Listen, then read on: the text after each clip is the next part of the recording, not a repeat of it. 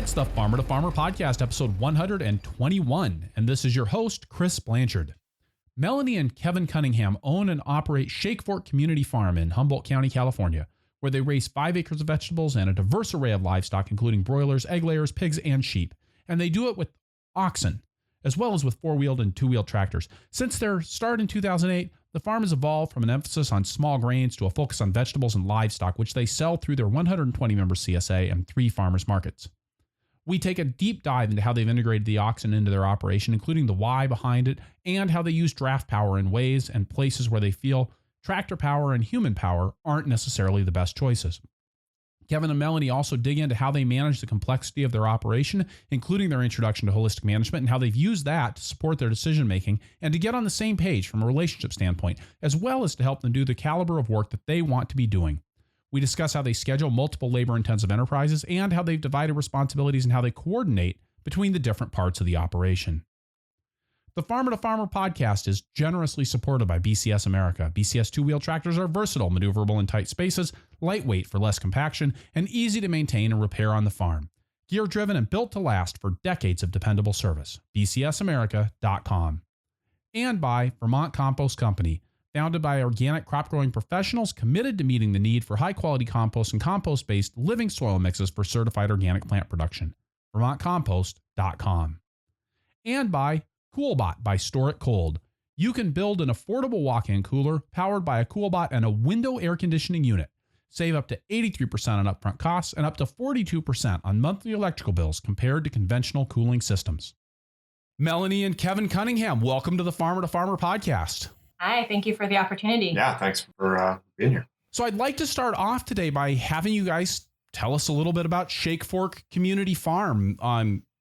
How many acres are you farming and where are you guys selling it and where you guys are located and what makes you guys so cool? Well, our farm is 85 acres in total. We're in Humboldt County in the far north coast of California in a little town called Carlotta. We're on the Van Dusen River floodplain. So the river actually flows through our property, and about half of our acreage is river bar, meadow, and we own to the far side of the river, so we've got like 5 acres of mixed timber on the other side. So farming-wise, we have, about 8 acres in cultivation, 5 in veggies, and another couple in mixed in small grains and hay crops. And then the rest is all pasture. We started in 2008 as we were farming grains, actually small grains, on leased ground in a nearby town. And when we started looking for property, we saw this place and it just seemed like a dream come true. It's flat, it's wide open. It just seemed like a perfect place to grow our grains. And as we started tilling ground here, every single time Kevin put a plow on the ground, we hit a massive buried redwood tree or huge log from a previous flood event. And we also just soon realized that there's just a lot of being on the floodplain. There's just old creek pathways and old river channels, and just so much of our ground is not suitable for tillage. It's just too rocky, too sandy, too variable. So we have basically isolated the most productive 5 to 8 acres. And from the first years, we've started turning a lot of the ground we initially cultivated back into pasture. And then we've been growing the pasture side of our operation ever since. We currently have a 120-member vegetable CSA. And in addition, we're selling to 3 farmers markets. One of them is all year round, and one starts in May, goes through Thanksgiving. The other is June through October. We do very little wholesale. We do some on-farm sales, and that's about it. So your major market is there in Eureka, California, right? Yeah. Eureka's the biggest city in our county, but I'd say for our farm, we have pretty even distribution of sales throughout the county. Everything we grow is sold within probably 50 miles of our farm, but we have a customer base in Arcata, in Eureka, in southern Humboldt, which is a very rural part of the county. We go all over the place. And where you guys are located, when I think about Humboldt County there in Northern California, I think fog. Are you guys down in the fog, or are you guys up out of that a little ways because you're inland? We are pretty much right outside of the fog belt. The farm is probably 16 miles as the crow flies from the ocean. And our nearest town, larger town, Fortuna, is usually in the fog, and it's more coastal. And we're kind of just outside of it. I mean, there's a lot of areas in the county that do get warmer than us. And then we're kind of in between. We can sometimes pull off tomatoes outside, but oftentimes we do our tomatoes in the greenhouse. We can't grow good melons or anything like that. We don't have that kind of heat, but we're not super fog coastal where we're at here. We're just outside of the fog belt. One of my former guests, Janet Charnecki, contacted me and said that I had to interview you guys because you're awesome. And the thing that she said that, well, it's not the only thing she said that made you awesome, but she said that one of the things that made you guys awesome and very interesting is that you're farming with oxen. Certainly. Yeah. Yeah, I think we might be the only production-oriented farm on the West Coast that has that claim to fame. Yeah, and it's a bit of a convoluted story. It's not something we certainly ever intended to do. I've traveled quite a bit and woofed on lots of farms overseas where there were oxen involved, and I can't say that I ever imagined that I would be farming someday with oxen, but we're doing it. It is happening here at Shakefork. Okay, so I want to start with the basics. What is an ox? So I like to think about it. Basically, an ox is more like a job title than a breed of animal. And so pretty much any bovine can be trained to be an ox. Here in North America, the kind of general standard is a castrated male bovine that's trained to work and is mature. And cattle don't mature until 4 to 5 years of age. So before 4 to 5, they're called working steers. And then after 4 to 5, physical maturity, then they can be termed an oxen. All of our oxen are essentially dairy breeds, dairy drop calves that we get from local dairies. And when you say all of your oxen, how many oxen do you have? Currently, we have a team of 6-year-old Jersey Holstein crosses that we got from a dairy farm up in Del Norte County, Crescent City, Alexander Eco Farm. And they are our big team. I have a team of milking shorthorn steers that are about 3 years old and they're kind of coming up to maturity and training. And I got those from friends out in Shasta County. Then I have 4 brand new calves that we're feeding just this year. So they're about 3 months old, and they're Fleck V crosses, kind of a mixed breed. Fleck V being a German breed, and they also came from the Alexander Eco Dairy up in Crescent City. So we have teams in progress, but most of our farm work actually gets done with the oldest team. That's kind of the most well-trained and the largest and most capable actually to do farm work. Why oxen? I mean, Melanie, you mentioned that you guys are, as far as you're aware, the only farm on the West Coast using oxen on a working farm. So, okay, look, farming is hard enough as it is. Why make it harder on yourselves? That's a really good question. I'm going to let Kevin take that one for now. Yeah, I mean, I would say, well, first off, I'd like to say that, we are a mixed power farm. So we have our oxen teams. We also use our tractor. We use a BCS rototiller. We use a good amount of human power. And our main thing is what we're finding is that we're using the appropriate power source for the job that needs to be done. As far as why we got into oxen, or why I personally got into oxen, because it's kind of my pet project. I dragged Melanie along with me on the oxen thing.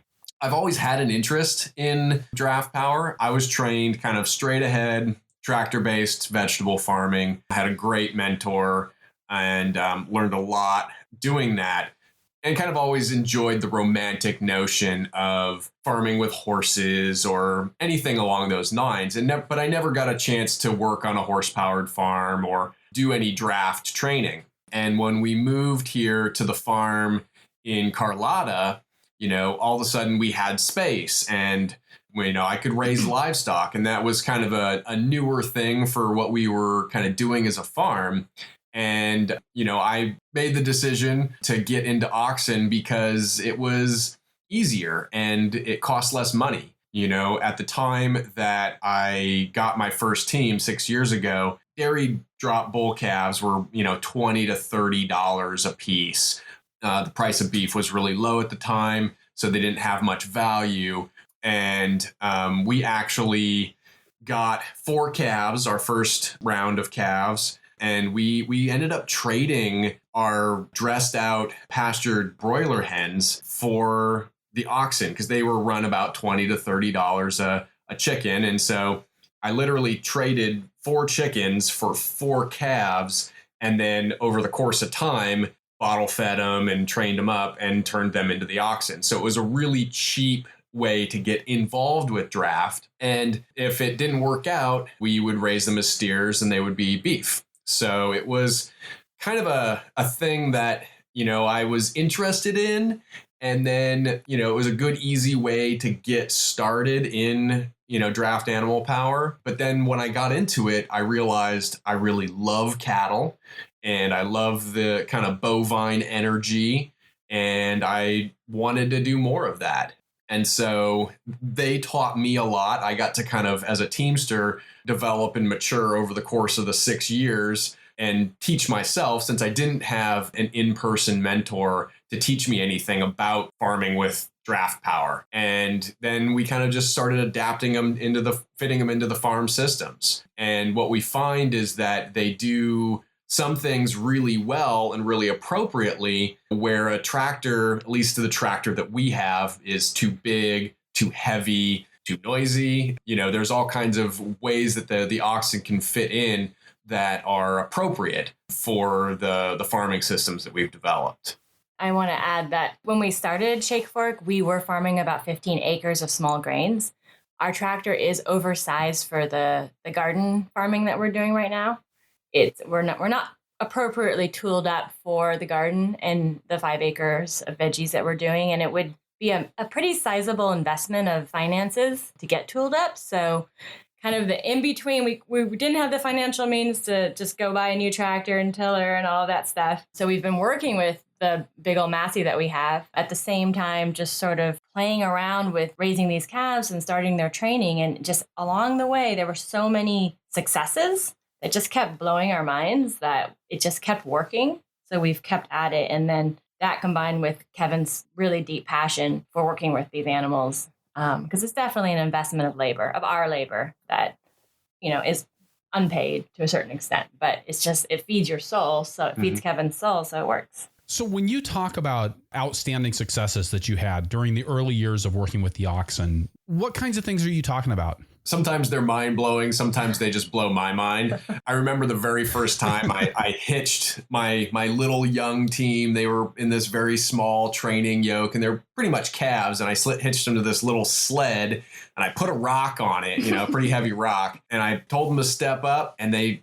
just started pulling really hard. And it was, because it's a natural response. It's a oppositional resistance. So when they feel a load behind them, they, instead of, letting into that resistance, they push into it. And that's how draft works, is when they feel a load behind them, the natural inclination is to continue to push into that load. And it worked. And they pulled this rock, and I was just blown away that this was actually working, and some of the other things that we've done that have been pretty mind-blowing for me is the amount of logging that we've been able to do with them. We live right on the river, and during the wintertime, we get a good number of winter storms that will raise the level of our river. And, we're in timber country, and so we get logs that will wash down the river all winter long, and then the water will recede. And then I take the oxen out, and I can go and, salvage log those logs off the river. At this point, we're pulling some good sized timber off the river, and it's just basically, what would normally get washed down into the ocean. And we just recently invested in a portable sawmill for milling that lumber up. And we're now getting to actually use that lumber for farm projects. To me, that's pretty mind blowing. And then I also remember the first time we cultivated. When we started the vegetable garden, we were doing 0 tractor cultivation. That's not entirely true, but I had some basic shanks. I could cultivate and hill potatoes to a certain extent and do the winter squash rows, but I couldn't do any good tractor cultivation the way my tractor is set up. So it was all done by hand. So we were out there using wheel hose, using hula hose, doing all of the cultivation by hand. When we got set up with a tool system for the oxen in the garden, and we're able to mechanically cultivate single 2 rows, do our pathways, cultivate over our drip tape, which was pretty mind blowing because even for hula hoeing, we pulled all of our drip tape off, and then we were able to just cultivate right around the drip tape without, harming the drip tape. That's pretty mind blowing. So those are kind of the things that keep me going and keep me interested in kind of innovating with the incorporation of draft into, appropriate farm systems. I'd like to add one thing too. This winter, so we have a pretty flashy creek that causes a good amount of flooding every winter. And we have a layer coop that holds 300 hens on skids. And it was in a field just as the storm was turning and the water was starting to rise, just maybe 6 inches of water kind of creeping closer to where the chickens were. And until this winter, we've always pulled that coop with the tractor because it's pretty sizable. But it was so wet this winter, we got double our normal rainfall at least, that getting out we have a 2-wheel drive tractor also. So getting out into the wet fields was becoming problematic. So in this particular instance, we yoked up the team, Kevin got them out there, and they were able to pull that coop out of the rising floodwater when our tractor would not have been able to do it. Yeah, our tractor would have been sunk in the mud. And with the lighter footprint of the oxen, and then, the fact that we're not doing the compaction on the ground, we now pull that layer coop twice a week with the oxen. And I can say that I've noticed that, whenever I used to drive out on the field at certain times of the year, you'd see my tire tracks going out to the pasture. When I walk the oxen out and I pull that coop, you won't see where I've been. My tractor's probably 12,000 pounds. The team is, about 2,000 a piece. So, and the level of compaction that the hoof action does is much less than tire compaction. And it's noticeable out in the fields. So how big are the oxen? I mean, you just threw out a weight there, but what does that translate to in terms of the size of the animal when you're standing next to it? My big team are Jersey Holstein crosses. Jerseys are fairly small cattle. Holsteins are actually rather large animals. Anybody who's been next to a Holstein dairy cow knows that they're big animals. So they're kind of mediums. The whole Jersey moderates them. They are probably around a ton a piece right now. But yeah, I'm 6'1". They're up to about my shoulder on their shoulder. The tops of their heads are over my head. They certainly are big animals. When people see them, they say, "Wow, that's a big animal." They're impressive. Yeah, they can be impressive. And there's other breeds of oxen that certainly get bigger. A full purebred Holstein would be much larger. A brown Swiss would be definitely a sizable ox. Chianinas are massive oxen, but I think for farm work, kind of a medium to medium large breed or crossbreed is what we're kind of going for. But they are bigger than your average cow, bigger than your average steer, and then the ox. One of the reasons you castrate is the ox will be larger than the bull of the same breed. Something about testosterone limits growth at a certain point. So when you castrate, you make the animal more mellow, but you also get a larger animal, which when you're looking at, muscle power, that's a benefit. So they're sizable animals for sure. And how much power, when you talk about muscle power, how much power does that translate into? I mean, I realize that saying, trying to compare horsepower between an ox and a tractor is a little bit, I don't think that's going to work, right? But like, how much pulling power do you have with an ox? Probably the best examples are the logging that I do. And the logging is certainly the upper end of their weight limit. And I use that actually as kind of a Oxen CrossFit to kind of get them in shape for the farming season. Mainly because most of the garden work I do with them, I actually don't want them pulling their maximum. They'll pull faster the heavier the load, and most garden work should be done at a walk, so it should be easy for them. I want them, when they're in the garden, for it to be really a mellow pull, and that goes for our bed shapers and our chiseled plow that we go through our beds, cultivation, bed raking, cultivating our pathways. All of that should be really easy work. The logging is where we kind of extend that capacity, and I'm definitely pulling logs that are, 2 foot in diameter, 16 feet long, fresh from the water. So they're full of, moisture.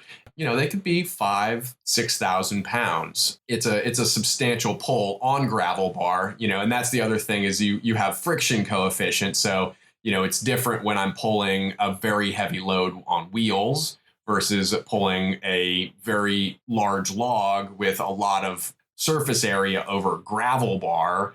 And I'm pulling that same log, say, on permanent pasture. It has different amount of draft, but they can pull a sizable amount, and they should be able to at least pull their weight, and that's kind of that saying of, pull your weight. Well, they should be at least able to pull their 4,000 combined pounds. On the East Coast where they do a lot of ox pulls, those oxen, they'll pull up into the 10,000 pound range. That's not uncommon for a big, free for all team. They pull at 6 feet. So that's a difference. I want to be able to pull something around in a circle all day, which is a different thing, when you're looking at the amount of power that they can produce. Right. Endurance athletes are different than power lifters. Exactly. Mm-hmm. Yeah. And it's really helpful to think of them as athletes because a lot of the same concepts transfer quite readily, and you use your logging, you use your kind of your strength training to build your muscle mass. And then, and then I'll do that. And then I'll kind of I'll do a long and low day where I'm just doing something lighter, but long. I'm walking miles, and then I'll do some intense, high intensity work. And that not only keeps them mentally flexible, but it also builds their physical stamina and their capacity to work. And so that's something that I've always wondered about with regards to draft animals, because I've always had mixed feelings about draft animals. I've always been kind of fascinated by them, but at the same time, they're really big and it kind of scares me. When you're talking about that, I mean, having to think about the different types of exercise, if you will, on different days, a hard pulling day followed by a long and slow day. That seems like a complication to farming that is, it's already complicated.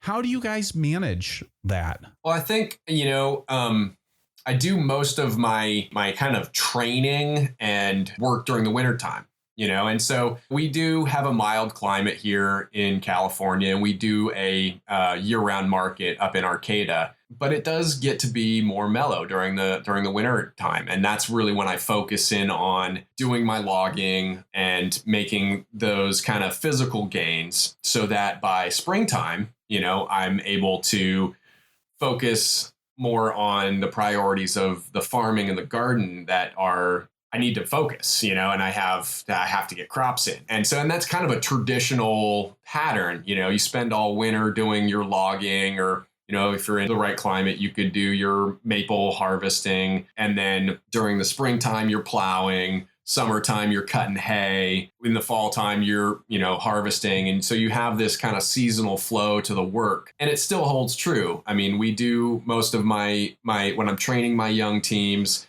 most of that is during the winter time. I do most of my workout and I try to get them up to that physical level, during the winter time so that, when it comes time to do the work in the spring, they're physically fit and I can kind of just go to them and I just know that they're ready. If I was to, try to, let them out to pasture all winter long and then jump straight into plowing or bed shaping or any of the more physical work in the spring, it would be a problem. So you gotta think about the timing of it. And I'd have to say that of the draft farmers that I know, the reason you do it is because you love it. And that kind of has to be a part of it. Otherwise, if it becomes a burden, it's just going to be easier to fire up the tractor and go. I love working with the oxen, and that feeds a part of me that I really enjoy. We get the draft power in the garden. One thing we haven't talked about is it kind of fits into one of our larger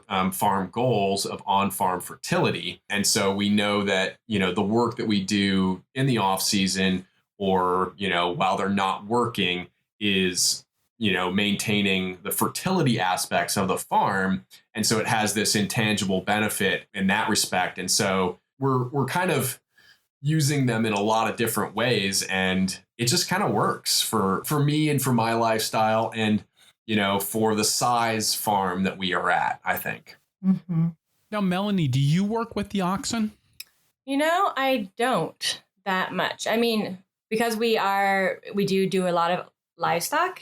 We have over the years divided the labor a little bit. So I manage the veggie side of our operation and the greenhouses and some of the poultry. And then Kevin and I coordinate on bed prep and cultivation. I let him know, hey, the onions really need cultivating this week. He pulls the oxen out, gets it ready, works with a crew member to get that done. I can lead them around. They're very tame. I'm not frightened of them by any means. And I have been on the back end of the equipment. I guess I just feel that I have so many things on my plate and it might be better for our marriage if we don't try to do everything together. And our crew, to be honest, I think we're attracting certain people who are also interested in working with the oxen and draft power. And so it's a good opportunity for a crew member or apprentice to work more closely in that regard. So you just said something really interesting, Melanie. You said you've worked on the back end of the oxen. I've always imagined with draft animals, you've just got one person. Is it a two-person operation, a front end and a back end? Most tasks are. Kevin can do harrowing, and he's got a couple small discs that he can do solo where he's leading the team and they're just pulling. But we have this piece of equipment. It's called an Annie's All-in-One. It's fabricated in Mendocino County by an artist down there who's really interested in draft. And a few years back, I guess maybe 2014, we ran a Fund Humboldt campaign. It's sort of like our local Kickstarter organization, and we raised close to $5,000 from our community to purchase this thing. And it's this sort of, Kevin would probably be better describing it, but it requires one person, the teamsters at the head with working the oxen. Somebody else is sort of controlling the back end of the piece of equipment with their hands. Yeah, it's a multi-tool carrier. So it looks pretty simple. It's basically a set of handles and guide wheels, and then we can put on bed shapers and cultivators and chisel plows and furrowers and cultivators and all kinds of different things on the back of it. But it does and that is what's different probably about oxen as opposed to a lot of horse farming equipment, is that because they're essentially voice and body position controlled, I don't actually have any physical reins or anything in control with the oxen. I'm leading them with my voice commands and leading them around. So that requires one person at the head and one person at the back. Now, it can be thought of as a disadvantage to like a horse-drawn cultivator. You can have one farmer go out and cultivate. The advantages of it are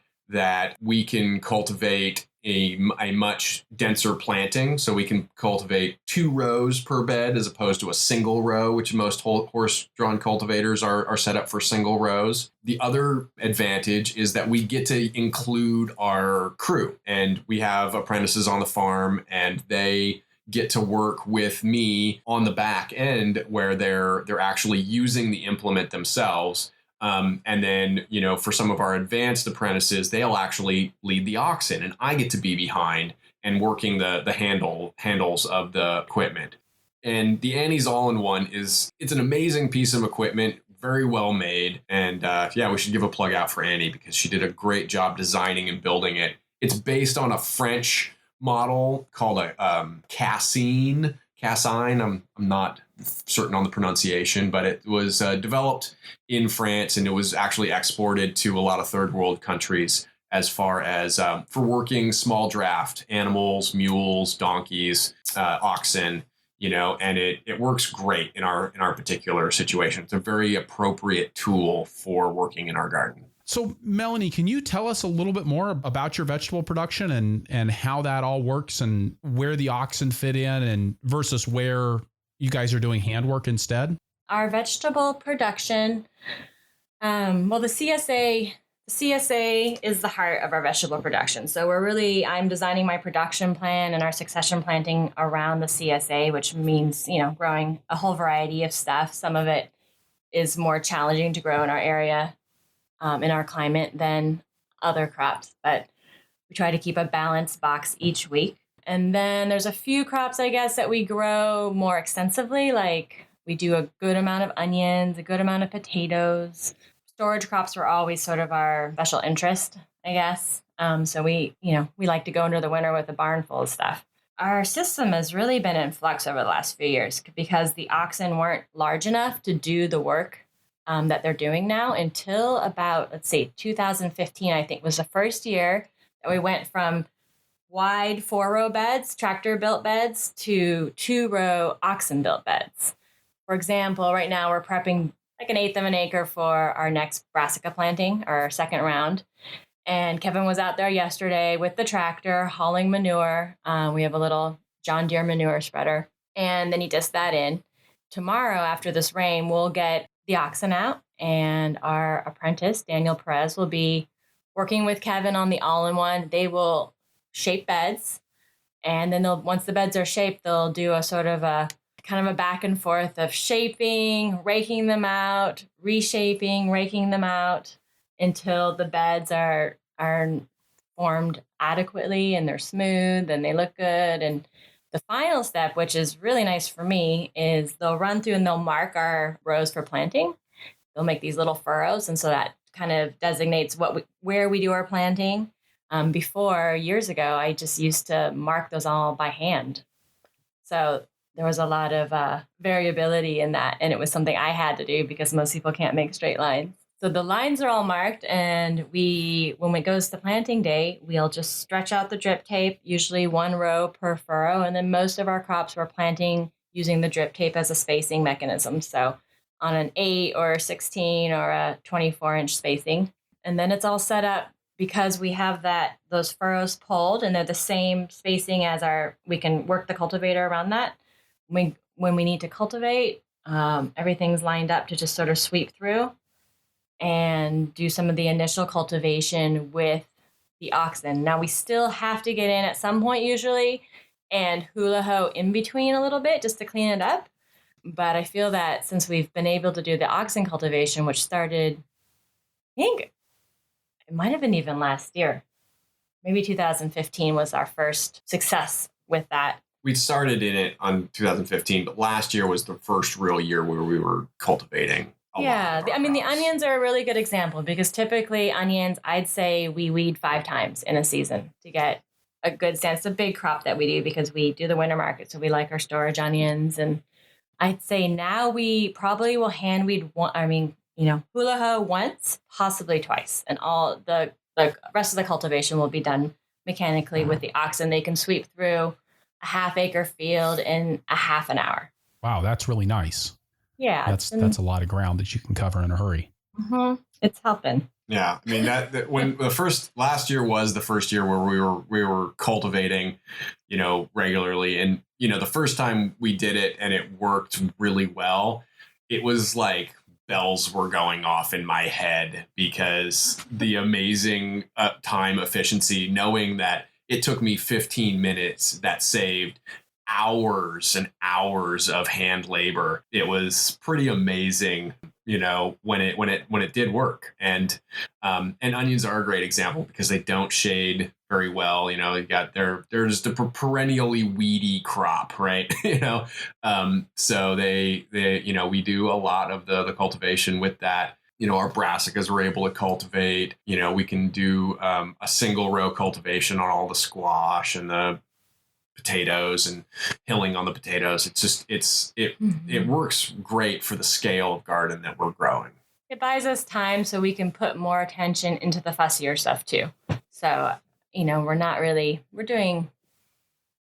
can still get in there and be really clean with our root crops and some of the stuff that's you're not able to cultivate with the oxen, like the peas that are all trellised. Mm-hmm. Now, how many CSA members do you have? Well, last year was our largest year at 120 families. Some of those are half shares. So we offer 2 different size shares.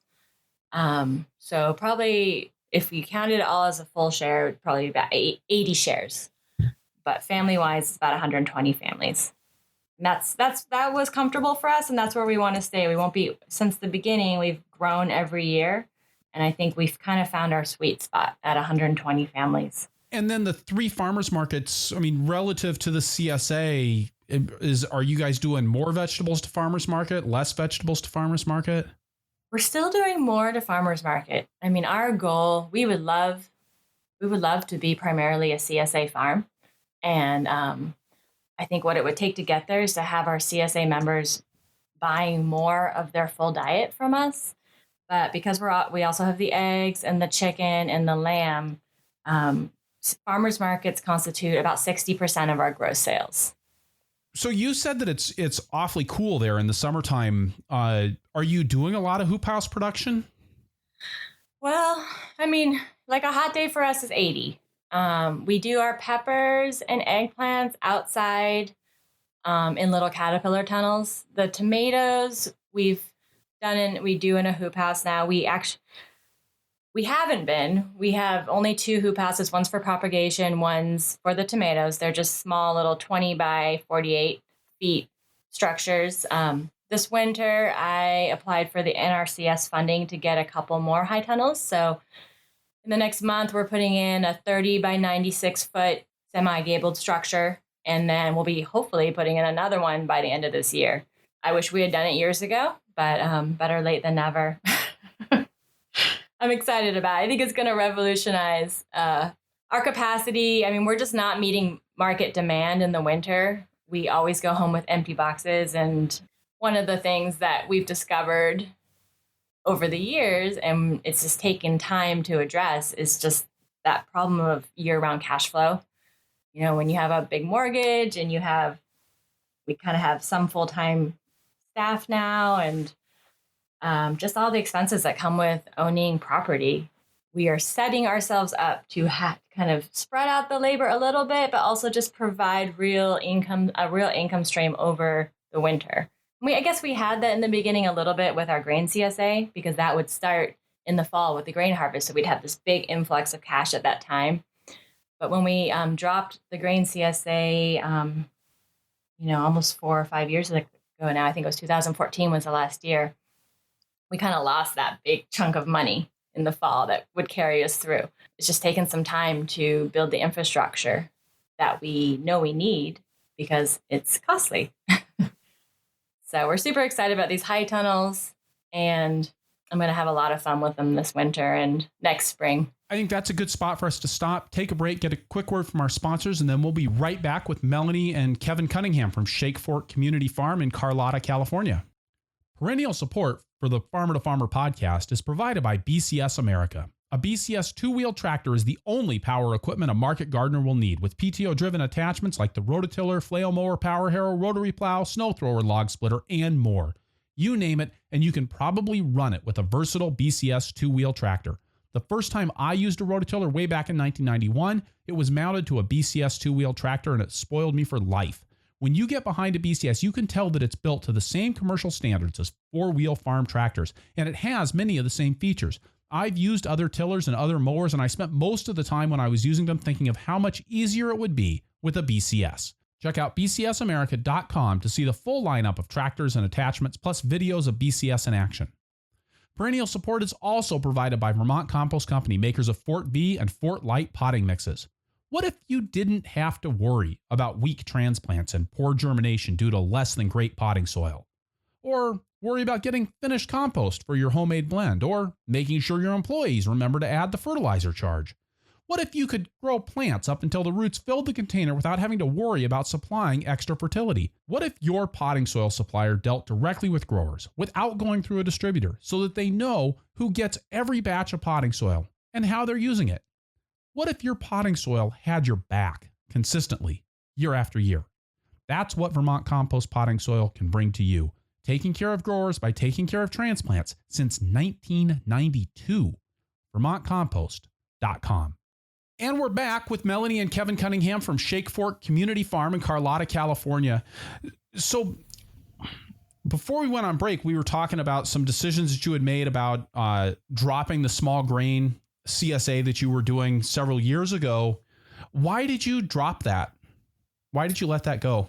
Oh gosh, there are so many reasons. I'd say it's a combination of, first of all, just responding to the condition, to what our farm is. And when we were fairly new farmers when we started farming. We were new farmers when we started farming as Shakefork.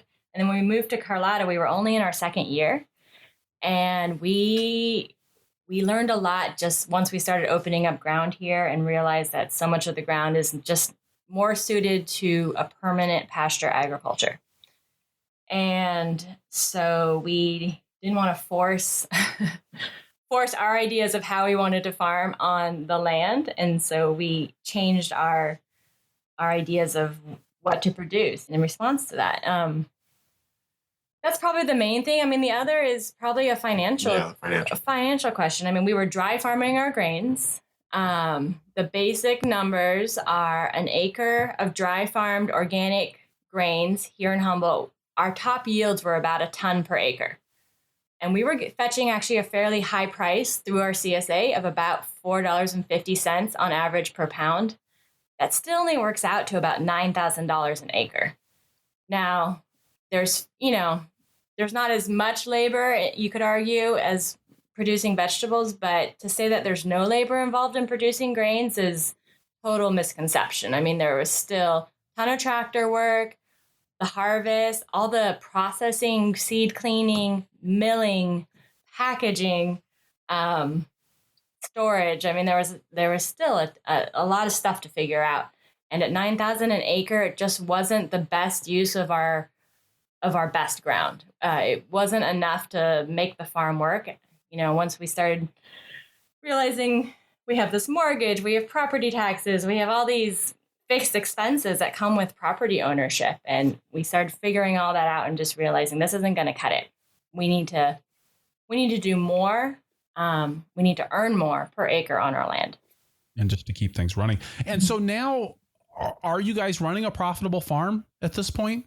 Yeah, we are. I mean, we're not raking in tons of money like we hear stories of some farms doing, but I'd say as of year 3, we became profitable. We're making a very modest income for ourselves, but we are constantly reinvesting and continuing to build infrastructure for both the on-farm apprentices that live here, for the animals. I mean, pretty much most of our profit just goes back into the farm. Now, do you guys have kids? We have one 3.5-year-old that was, one son. Clyde. Mr. Clyde. Farmer Clyde. All right. That's a good farm name. I like that. So as you guys were turning away from the small grains and into more of a permanent pasture style agriculture, tell me about that process and what you guys are raising on that side of the operation now. That side of the operation continues to evolve. When we first moved to this property, we had goats, and currently there is not a goat on the farm. We currently have the most animals on our farm that we have ever had. We do about 1,500 to 1,800 broilers a year, harvesting between April and November. We have 300 laying hens, and we'll do about 60 Thanksgiving turkeys. We have a motley crew of cattle, 3 dairy cows, their calves, a Dexter beef herd, the Oxen, so that constitutes about 20 animals. And we have a 50 head flock of sheep, if you include this year's lambs. 4 pigs just for, meat production for us, and a little flock of wild turkeys and randomly appearing herd of elk that come through the farm at times. A lot of different kinds of livestock. That must create a serious management burden for you guys. I won't argue with that, actually. I'd say so. Yeah. A few years ago, we were really feeling the stress of it all. And maybe it was probably also having a baby. And we really felt that decision-making burnout. Just, God, there's so many ways we can jump. We want to do this and that and that. What do we do first? We need this over here to make that more efficient. We need this over here to make that more efficient. Where do we put our money? And that's, we were kind of in this sort of crisis mode where it seemed like we were always putting out a fire. Something was happening. And I think that's when Kevin sort of discovered holistic management, and we brought that into our lives. And that has helped a good amount in just focusing us and creating a context from which to make decisions, and providing a little more, just structure to the management. So tell me about that, because holistic management is one of my fascinations. I had the good fortune to meet Alan Savory actually back in 1990 when I was at Deep Springs College, and to be working off and on with people who've been involved in that, I want to say movement, but that way of managing over the years. And tell me about discovering that and how you guys brought that into your farm operation. Yeah, one of our workers / friend gave us a copy, the original copy of Alan Savory's book. And that winter I sat down and I read it. I did a serious study of it because, if you've seen the first edition, it's not easy reading. And it made a lot of sense to me. That was something that we wanted to incorporate into the farm. And we worked with that kind of on our own. And then we discovered and started working with the Savory Hub here in Northern California through the newly formed Savory Institute, the Jefferson Hub. And we started taking some of their courses and getting set up with a grazing plan and, a holistic context and all of the things that we needed to kind of, manage the complexity that was this craziness that we created when we started this farm. Mm-hmm. What about the holistic management helped you to manage the craziness and the complexity? I think for us, it provides a structure and a jargon that we both can get behind. It kind of gives an umbrella to all the different ideas and inspirations and tools we use on the farm. And that's been really helpful for us. Like, I love QuickBooks. I love looking at the numbers. But when I throw some of those spreadsheets Kevin's way, it's not really his thing, and it can kind of just be aggravating for us to discuss. But when we look at it under the umbrella of the holistic context and we talk about it in that framework, it seems to really work because we're valuing all the different parts of our farm, not just for what they're bringing in terms of gross sales, but also how they're building soil and how they're increasing the ecological value of our property and contributing to our happiness and the fullness of the farm and our food security here at the farm. So when you start to look at all the different aspects in that context and how they relate, it's enabled Kevin and I to talk more more comfortably together about the different parts of the farm that we manage. And so how did you guys go about learning that language? You mentioned that you got in contact with the folks at the Savory Hub, but I mean, I've read the book, and I've actually read the book multiple times. But that makes me relatively weird. And so, Kevin, it makes you relatively weird that you've read that book, because it's a big thunker of a book. And so what, I mean, did you guys go through a process, or Kevin, did you just hand the book to Melanie and we're like, here, this is going to solve the farm? Kind of that, actually. And I mean, yeah, we might be weird, but gosh, that book is so exciting to me. It's dense, but it almost reads like a novel. It's thrilling. I think we just really got to a low point where we were totally overwhelmed by, well, one thing is that we both came into this farming because probably driven by a desire to kind of have a agrarian land-based lifestyle and to do things ourselves and to get connected with production. And we're doers. We like to do things. We're not trained managers at all. So in the beginning, it just kind of worked out. We had really amazing people that worked with us. We all worked our butts off and it worked. But as the farm got bigger, more dynamic, more complicated, we were really struggling as managers some of those years. And I think we encountered holistic management just when we needed some kind of guidance, some kind of mentorship. And it just kind of worked for us. I mean, we've looked to other communities, like the biodynamic community or other frameworks to kind of provide some of that support, I guess, and decision making, and holistic management is just what we've jived with most in our hearts. I think it's fair to say that holistic management deals very directly with the issues of how to manage livestock in a grazing environment. That's where the practices and the I'm going to say discoveries that Alan Savory made were founded. Are there ways that you've used those tools and that decision-making process in your vegetable side of your operation? I think the main aspect is that it looks, when we're looking at it as a whole, I think it's been the larger decisions around, do we keep gardening? Do we, do what crop, do we grow crops? Do we focus on the animals? And, having our contacts has allowed us to continue to do that because it fits within our ultimate goals. I think it's just, it does give us a decision-making framework that allows us to make some of the larger decisions.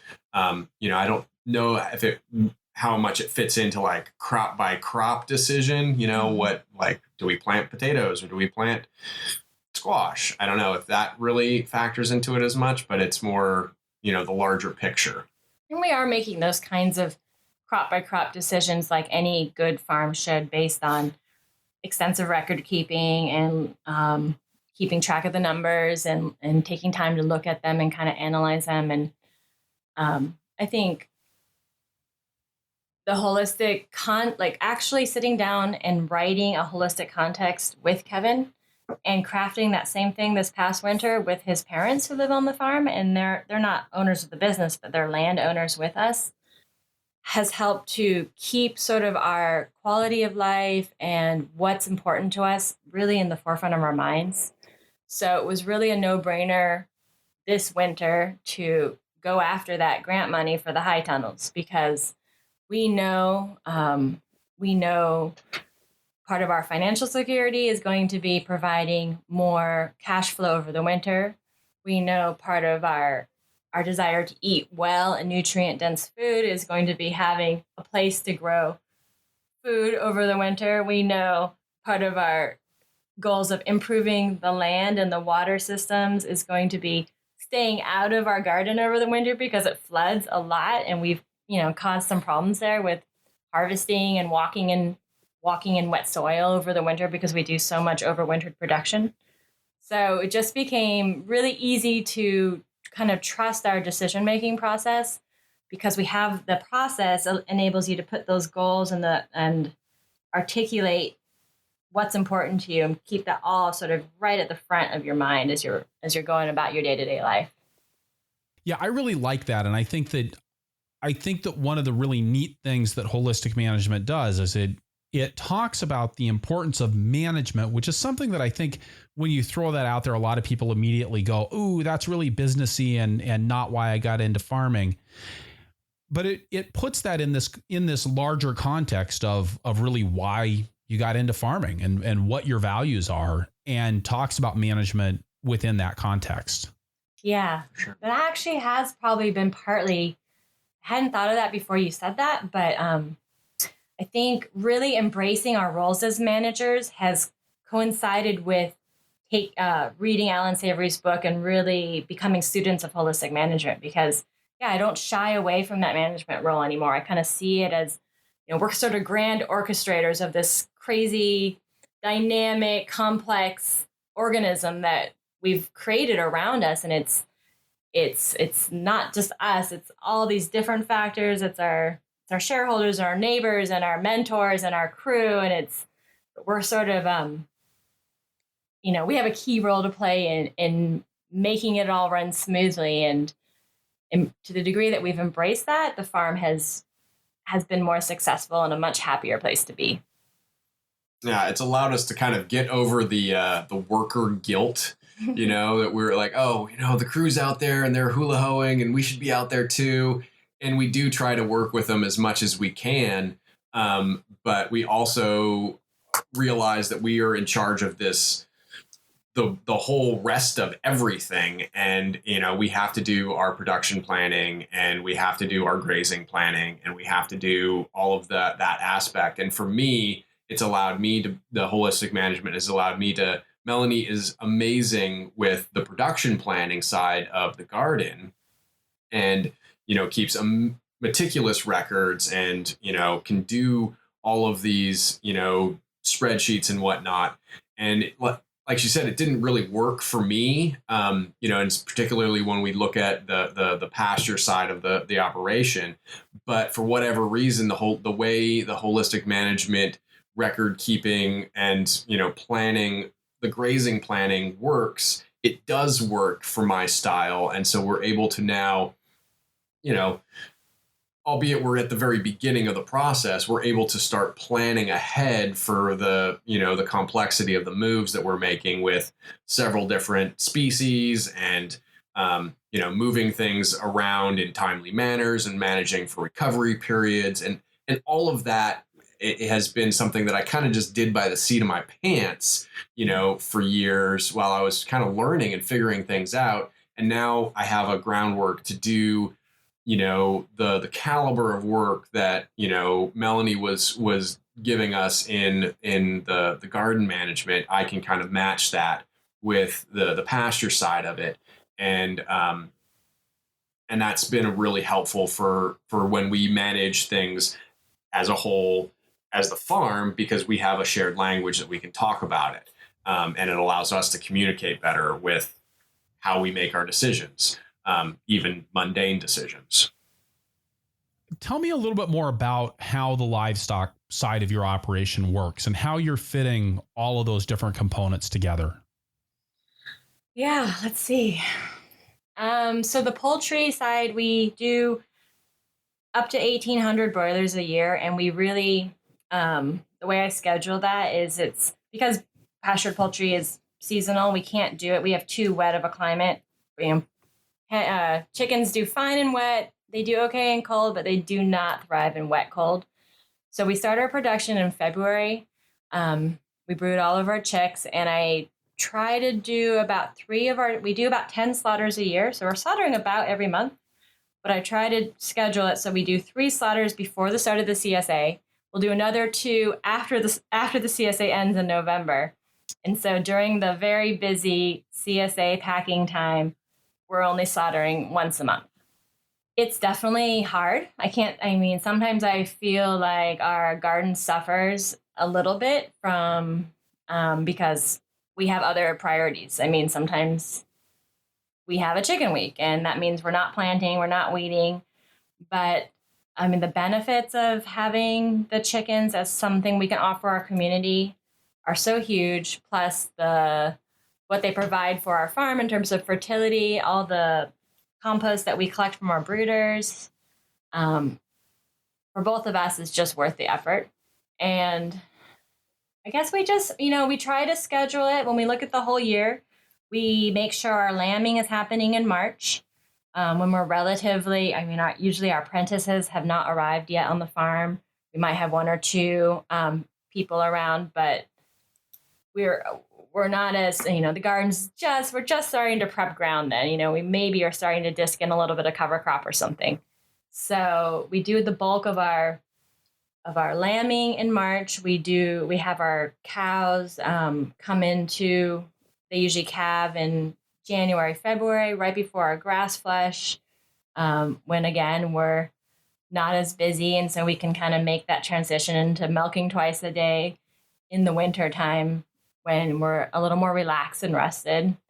And we just try to schedule it when we recognize that when the CSA is happening from June through October, it adds this whole dimension of busyness, and our schedule gets pretty locked in with the markets that we do and our CSA distributions. So we kind of take the animal side of things and schedule key events around that. What tool are you using to do that? To be honest, right now we're using our grazing plan. Yeah. We have a full table in our house dedicated to our grazing plan, and it has all these colored lines on it that mark important times of the year that we need to keep in mind. And we just have sort of support documents, spreadsheets that sort of color in chunks of the year. Okay, this is the CSA chunk. This is when we're going to be really busy with sheep shearing. This is when we're going to be trying to cut some hay, and we just sort of make sure there's a little wiggle room between all those important activities. And we have, Melanie has calendars and clipboards, and we've got a variety of tools for keeping track of who's doing what and when and where. And I would say that the level of complexity that we're managing here on the farm is pretty high. It's very high, in fact. We're managing our crew. We do a rotated meal during the weekdays. And so keeping track of who's doing that, and then keeping track of who's doing what household chores and what appointments that, we have and my parents have and Clyde has. And it's you should see Melanie's schedule book. It is well used. I don't know. It all boils down to good communication, a little bit of structure. We have a family dinner Sunday nights where we talk schedule. We have crew meetings where we try to talk about the week ahead, what the priorities are.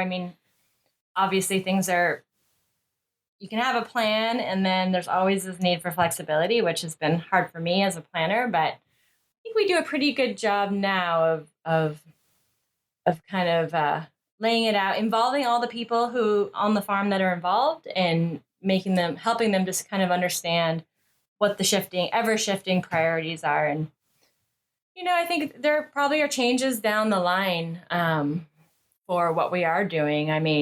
We're already talking about downsizing our sheep, and we really love the cattle. So what can we do more to enhance the cattle side of our operation? And I think we're at a really comfortable place with broilers. Currently, we're the only producers in Humboldt County. There might be another one or two doing some chickens this year, but we're not meeting demand. We could sell a lot more chickens, but we don't want to produce anymore. That 1,800, that's sort of our comfort zone. It works pretty well with our vegetable production. It provides a nice balance on the market table. Any more than that, and we wouldn't be able to do a good job with the vegetables. So we've just kind of tried to find those sweet spots that work together and create a really interesting workplace. we love, and I think our crew loves, that we're never doing one thing for too long. We might have a big chicken day, but then the next day we'll be doing some harvest or some garden care or some compost making. I mean, the work is incredibly diverse, and that keeps it interesting, keeps it fun, keeps it fresh. Awesome. With that, I'd like to turn to our lightning round. But before we do that, we need to get a quick word from one more sponsor, and then we'll be right back. Today's lightning round and today's episode is brought to you by Store It Cold's CoolBot. The CoolBot has changed the way farmers think about cooling facilities for their vegetables by making it possible to cool a walk-in cooler with a window air conditioning unit, with massive savings on the front end and an ongoing electricity and maintenance costs. And now they've taken another step forward and created a turnkey refrigeration solution, an energy-efficient walk-in cooler designed for easy assembly by you in hours, not days. I know from experience how much time and energy can go into building a not-so-great homemade walk-in cooler or looking for a used one that's still in good condition. Save yourself the time and the money and make your produce stand out in the marketplace when it lasts on store shelves, in restaurant walk-ins, and in your customers' refrigerator drawers because you sold it to them cold. If you're purchasing a CoolBot, please use the code FTF at checkout to double your CoolBot warranty at no charge, or mention Farmer to Farmer and receive an exclusive discount when you order a walk-in cooler. StoreItCold.com. Melanie, what's your favorite tool on the farm?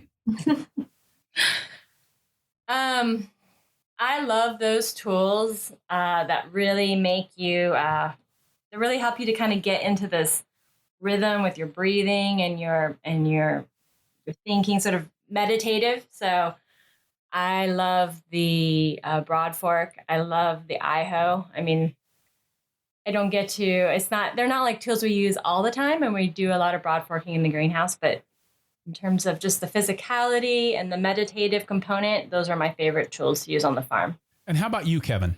That one's easy for me. The pitchfork has always been my favorite tool, and it's part of our Shakefork logo. And I spend a good amount of my time forking ox manure. So that's my favorite tool on the farm.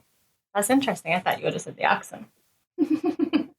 That makes sense. I was hoping for some wacky holistic management thing like animal impact or something like that. It's okay. We could have gone there, you know. My grazing plan. My grazing plan is my newest favorite tool for sure. But if I was to think just tools, pitchfork. So you mentioned that the pitchfork is part of Shakefork. So where did that name come from? Because it sounds really cool, but I have no idea what in the world a Shakefork is. A shakefork is essentially, it goes back to an Old English root that, you know, you hear in like cedar shakes, and it means split. And so it's an old, you know, a sapling that's split and turned into a kind of a crude pitchfork. And it's usually a 2-tined or sometimes a 3-tined pitchfork. So that's just been the kind of logo, and it's always been my favorite farm tool. Well, it's connected to the Cunningham family name because the Shakefork is on it's a Scottish clan, right? Mm-hmm. And it's the Shakefork is on our family crest. And it was actually Kevin's mother's idea to name the farm after that piece of our family legacy tradition. That's very cool. That's great. Melanie, what's your favorite crop to grow? I love to grow carrots. And maybe onions because they do really well on our farm, and they're both a little bit challenging, and a really well done bed of carrots is such a pleasure. It's just so satisfying to harvest and distribute, and a not very well done bed of carrots is just so demoralizing. So I love the carrots for that challenge. And Kevin, what's Melanie's farming superpower? Melanie's farming superpower is definitely clipboard power. It's the ability to take everything and anything and organize it onto a clipboard. Love it. And Melanie, what's Kevin's farming superpower? Kevin's farming superpower is he has supervision. What I mean by that is he has the ability to dream big and to fearlessly move towards those dreams with sometimes by the seat of his pants, but he puts the dream out there and then just getting it out there and enables us to make it happen. And why did you get rid of the goats? Goats don't respect fences. And we just, and you know, we got here, we have all this grass and, you know, goats don't like grass as much as they like berries and brambles. And so, and I just got tired of chasing goats when they would get out of fences. And so the sheep and the cattle are way easier to fence. Yeah, we move everybody with electric net fencing, and that doesn't keep goats in very well. And goats do not do well in wet weather without a structure. And cattle and sheep do fine. So they just didn't work well with our management systems and the way that we're taking care of our pastures. And Kevin, if you could go back in time and tell your beginning farmer self one thing, what would it be? I would have to say, you know, to continue to not be afraid to try new things and, you know, maybe moderate the larger dreamy vision of doing everything, but at the same time, keeping that ability to think big and to innovate, and not getting kind of pulled off of that from kind of the realities of, you know, running the farm and the stresses of that. But, you know, because yeah. And Melanie, how about you? If you could go back in time and tell your beginning farmer self one thing, what would it be? I would definitely tell my beginning farmer self to be much more attentive to cash flow. It just wasn't something we were really thinking about in the beginning, in the first year or two. And I think in some respects, we're still kind of paying for that, literally. So cash flow, figure out how you're going to bring in income to the farm year round. Keep your workload balanced and keep the money flowing in so you can make the right decisions and do the things you need to do on your farm. Spoken like a clear clipboard superhero. Yes. Melanie and Kevin, thank you so much for joining me on the Farmer to Farmer podcast today. Yes, it was a lot of fun. Thanks for inviting us to be on your show. Awesome. All right, so wrapping things up here, I'll say again that this is episode 121 of the Farmer to Farmer podcast, and you can find the notes for the show at farmertofarmerpodcast.com by looking on the episodes page or just searching for Cunningham. That's Cunningham.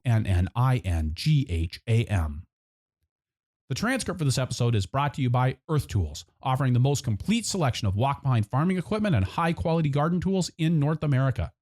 And by Rock Dust Local, the first company in North America specializing in local sourcing and delivery of the best rock dusts and biochar for organic farming. Additional funding for transcripts is provided by North Central SARE, providing grants and education to advance innovations in sustainable agriculture. You can get the show notes for every Farmer to Farmer podcast right in your email inbox by signing up for my newsletter at farmertofarmerpodcast.com. And also, if you enjoy the show, please head on over to iTunes, leave us a review, talk to us in the show notes, tell your friends on Facebook. We're at Purple Pitchfork on Facebook. We're also at Purple Pitchfork on Instagram and Twitter for what it's worth. And hey, when you talk to our sponsors, please let them know how much you appreciate their support of a resource that you value. You can support the show directly by going to farmertofarmerpodcast.com/donate. I'm working to make the best farming podcast in the world, and you can help. Finally, please let me know who you would like to hear from on the show through the suggestions form at farmertofarmerpodcast.com, and I'll do my best to get them on the show. This episode was the result of a recommendation that I got. Thank you for listening. Be safe out there and keep the tractor running.